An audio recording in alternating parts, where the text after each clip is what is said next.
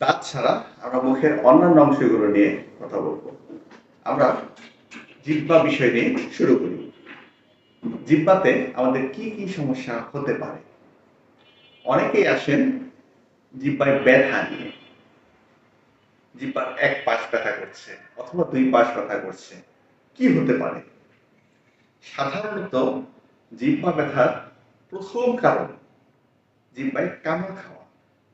কোনো কারণে আমরা খাওয়ার সময় অসাবধানতাবশত যদি জিহ্বায় কামড় খাই, সেখান থেকে আমাদের জিহ্বায় ব্যথা হতে পারে।